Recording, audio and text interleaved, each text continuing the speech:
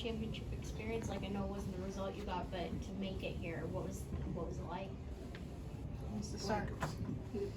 I mean, it was an incredible experience. I think we were all really excited to be here and just experience this day. Obviously, we wanted the win, but to be out there on that court with the crowd and everyone, it was just an incredible experience. I agree. I agree. Soaking everything in, it was a very surreal moment for all of us. So. And we worked really hard to get here, so I think that we deserve this. Even though we didn't have the outcome we wanted, we're really proud of ourselves. Yeah.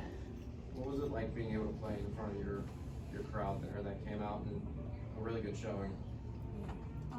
It was crazy. I think it was amazing. We have so much support to back us up, and we really love all our fans. So I think it's really great to have that. Yeah, our community is so tightly knit, so it's just nice to have everyone behind our backs, knowing that we can count on them. right. Yeah, it means a lot. Even though we have a small school, they're still there for us. What's it mean as seniors to reach this championship game and kind of, let the younger teammates know, okay, this is possible and we can make a run for it? It means so much. Like, we want to be role models to those younger girls on the team. We want to show them what it's like to be a leader and a positive leader, and hopefully after we leave this season, we'll leave them with a good positive attitude going into next year, and they'll want to be like us.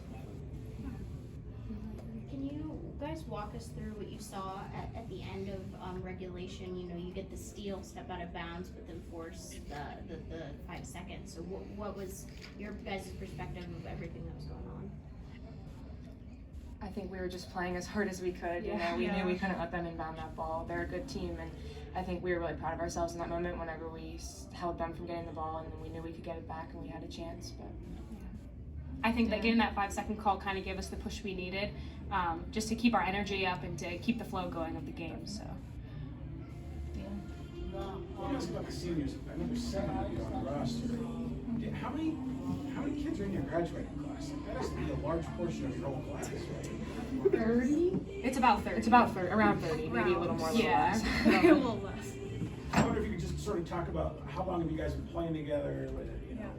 When did you realize that maybe you were the type of group that was going to play at the peak? We've been playing, us three have been and playing. there's another girl, Maggie 22. Renat. 22. We've been playing for, I think, like 12 years, ever since like kindergarten. first grade, second grade. And then we've been playing with Gia and a couple of the other girls since freshman year. And I just think that giving like the other girls an impact is just really going to help the next years of girls come through. So, yeah. Coach, coming in your first year this year, knowing that this team has had success in the past, I mean, and seeing it get to this point, what does it mean for you? Can you hear me? Sorry. It means so much more than the result. The history is great, the trophy is great, the community support's wonderful. To me, I told them before the game, I love this group of girls. I do. I just feel they were going to succeed no matter who the coach was.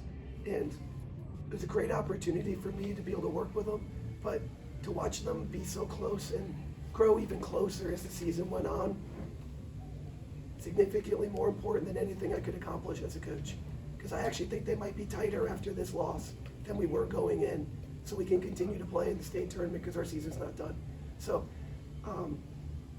what they can do in the basketball court, I've seen, it's impressive. What they do for each other. I mean, we had a police escort bringing us here today, up in our school to 28.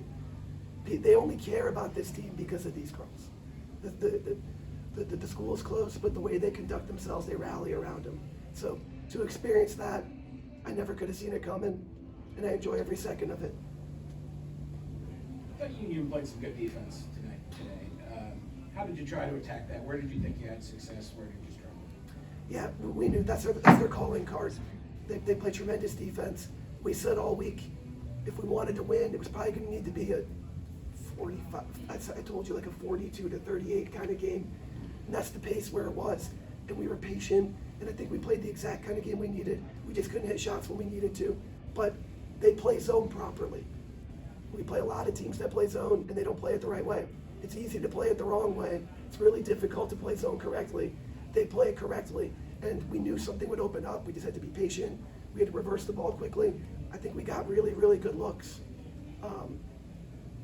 Things that we can live with. And if the game comes down to hitting shots, they're the number 1 team in the state. Sometimes you hit them and sometimes you don't. But there's no surprise where they're the 2-time defending champions, and we just hope we get another shot at them again. But they defend legit. Just because they play zone doesn't mean they play good defense. They don't play good defense. Sorry. Coach, kind of walk us through what was going on that second quarter when Union had that 6-0 run. You called the timeout with 3:59 left, and then Julie got to the line, made a shot there. And just talk about that quarter. Yeah, we talk about trying to get to the line to settle things down. Against Aquinas, that's how we turned the second half around. We rebounded, but we got to the foul line. We get to control the tempo, get a better sense of it. So that did calm us down. We were a couple of things. We weren't getting loose balls. We were trying to dribble loose balls. I think we did a pretty good job of limiting them to 1 shot most of the night.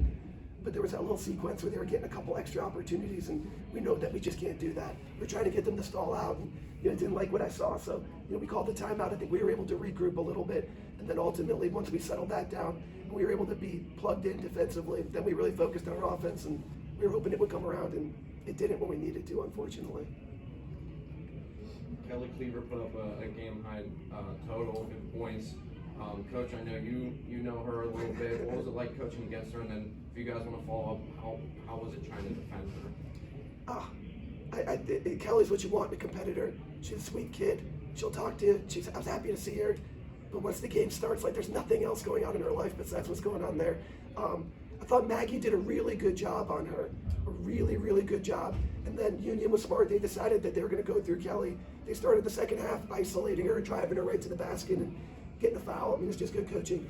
You can only hold her down for so long, but she's a tough player to defend. I think I talked to you girls about her the first day I met you. I told you that if you want all these moments, if you want to play Union, if you want to go after them, you have to practice and prepare like you're playing the Kelly Cleavers. And even if you do, we tried to simulate Kelly all week. We were holding up foam hockey sticks to simulate her length, and you could do most that you can, but once you're out there, she's a gamer. She always has been, always will be. So I thought we held her down as long as we could, and then it came down to was she going to make those shots, and she made some really difficult mid-range shots.